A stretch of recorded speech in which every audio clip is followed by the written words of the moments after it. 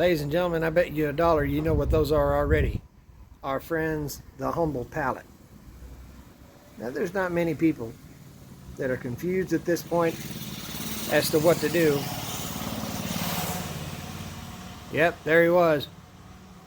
Most people aren't confused of what to do when they have something like this. But today we're going to talk about something a little different. Behold, the pinnacle of modern American furniture craftsmanship.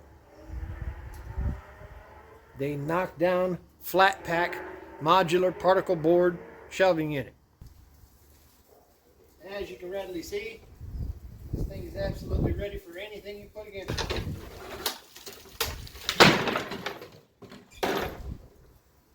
I know what you're thinking. Mike, how the hell am I supposed to build anything with that? Well, calm down and I'll show you.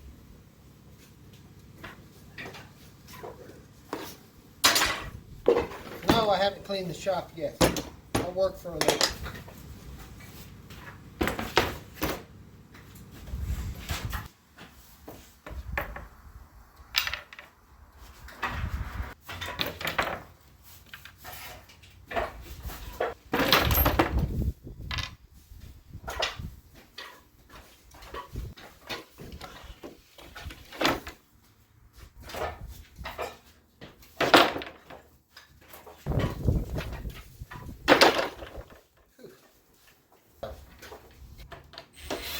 Our good friend particle board, chipboard, OSB, whatever you guys want to call this stuff.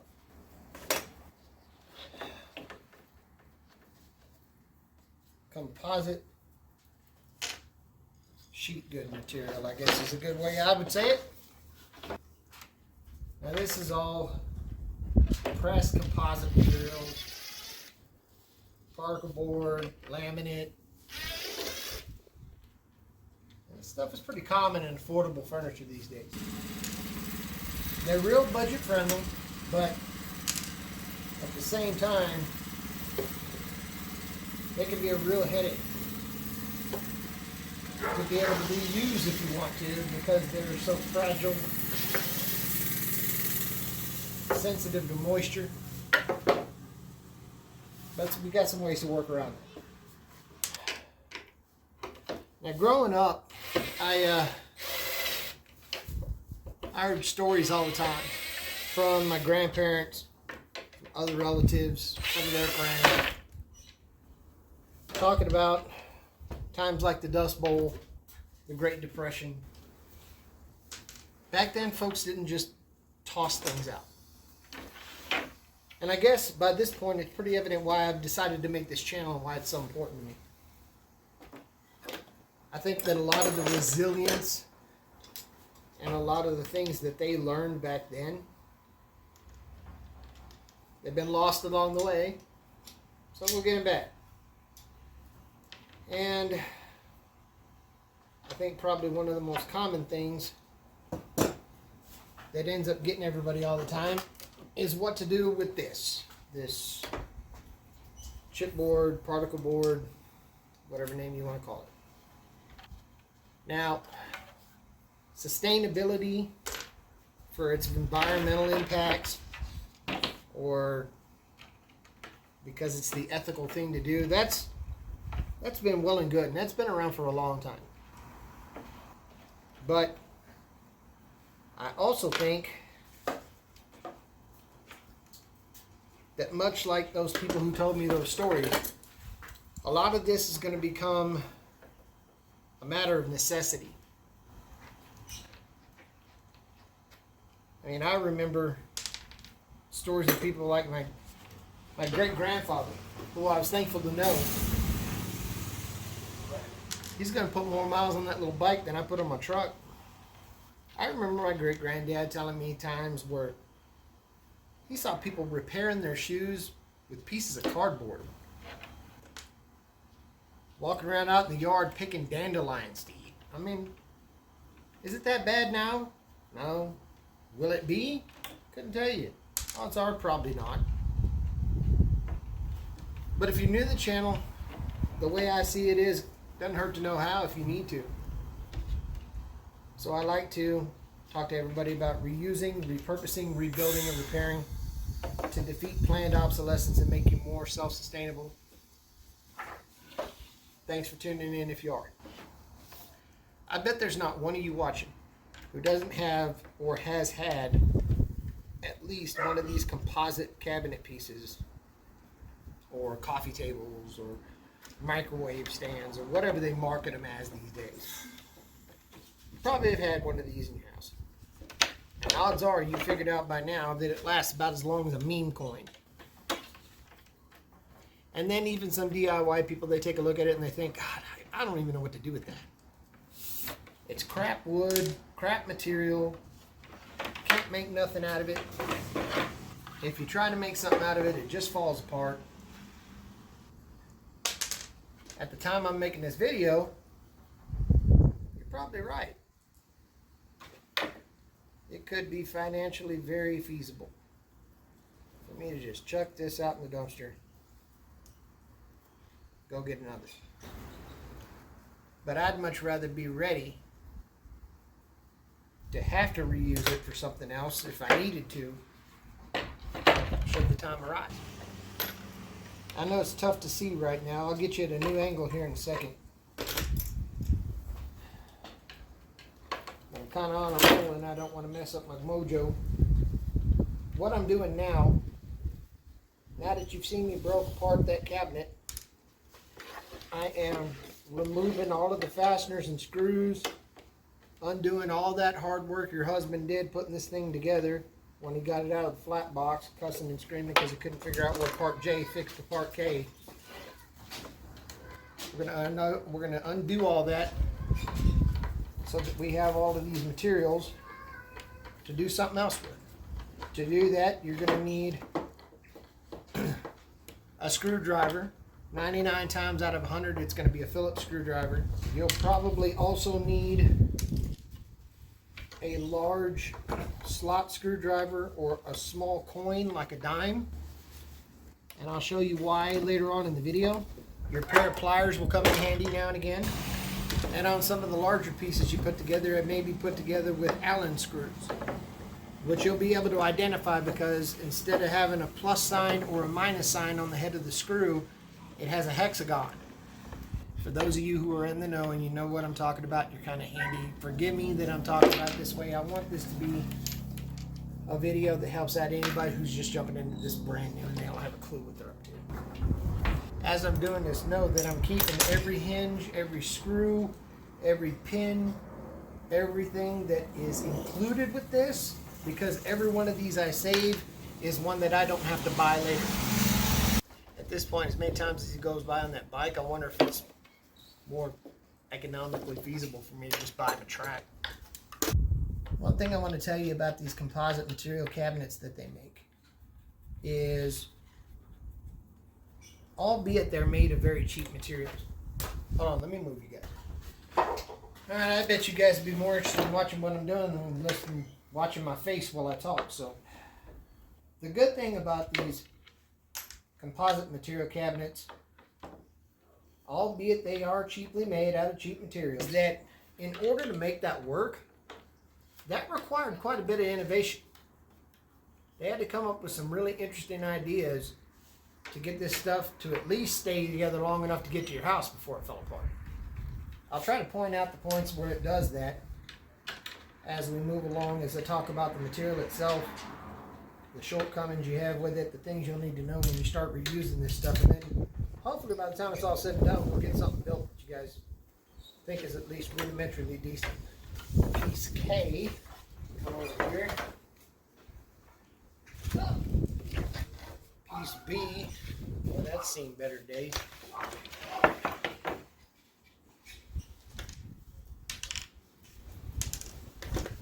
Coming up on the point where I said you probably need a flat screwdriver or a coin.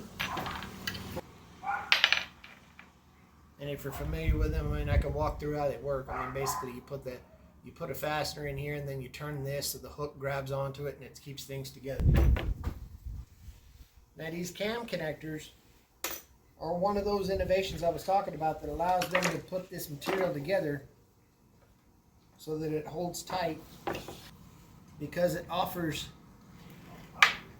a solution to one of the fundamental problems of this material. That because the interior of it is so porous, it doesn't do the greatest job at holding to conventional fasteners.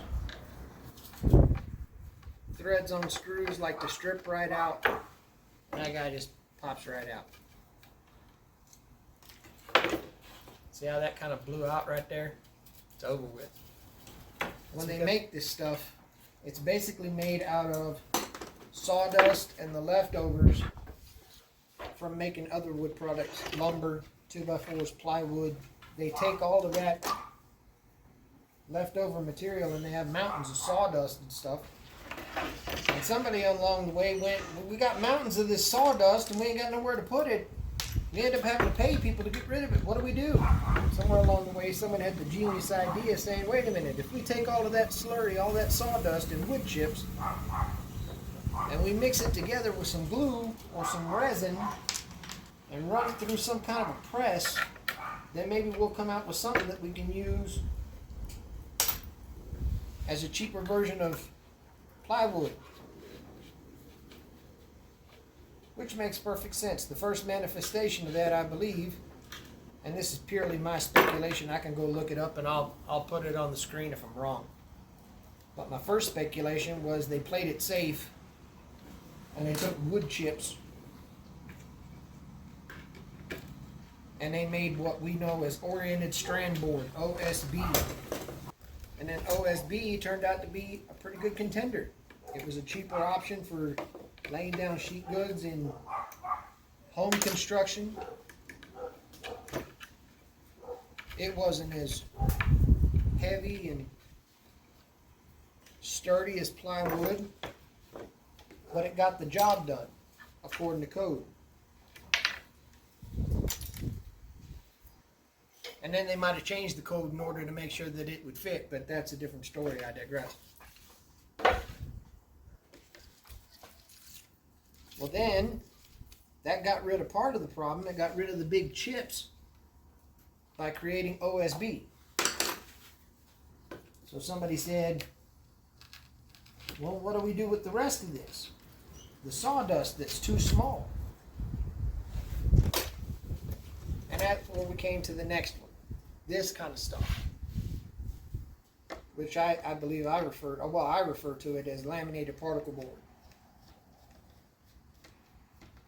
And then it goes farther and farther down where they're doing what they can to reuse every bit of the wood products from the mill process till eventually they get down to sawdust. And then once you get down to sawdust, you're looking at products called MDF, an item similar to that.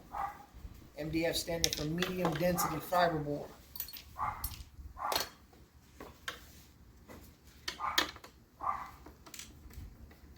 Which in medium density fiberboard is medium density. I don't know if I want to see what low density is. Hey guys, Mike from the future. So I did an incredible video about how I built, finally, a drill rack for all those drill bits that I've continued to try to organize. And here it is. Except that I lost all the video. But I thought I would show you at least a little bit of what I did. I stacked up a lot of that OSB. I put it together into this configuration so that I had several drill bits stacked on 4 different rows. The OSB oriented in different sizes vertically. I apologize for my technical problems, but thought I would put that out there for you guys to see. Oh my! Somebody put a little bit of work on the drill bits. As you can see there, I built a stair step drill bit holder. It's got my plug cutters, my countersinks, my paddle bits, my Forstner bits, my step drill bits, my center punch. All of that is there. Now, if you want specific dimensions, I can give them to you. That's fine. But All I did with that was I cut a series of 18-inch strips. First at 1.5, then at 3, then at 4, then at 4.5. This gives me a nice portable way to carry all my drill bits wherever I gotta go, to stop toting them around in the bucket, and put to use some of that old composite material that we ended up with out of that old cabinet. This actually knocked out about, oh, let me count, 4, 7, 10, 14, 28, 29, 35, 36,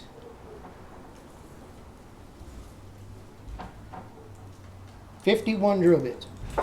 Well, to give you an idea about the drill bit problem that I keep talking about, that only leaves me about 431 drill bits to find a place for. But this is just the beginning. This is something I slapped together in an afternoon. You can take all of those pieces from that knockdown composite furniture and you can make shelving out of it. You can make cubbies. You can make shop storage. You can do all kinds of things with it as long as you get a little imagination with it. So what I want to know, what I hope you guys will tell me is, have you ever worked with this kind of material before? Have you had any success? Tell us what you built with it. Tell me what you think about it. Does it suck? Do you think what I said was kind of dumb? It's okay. Give me the comments. Let me know what's going on. As always, thank you for tuning in. I really appreciate you. Hope you have a great one.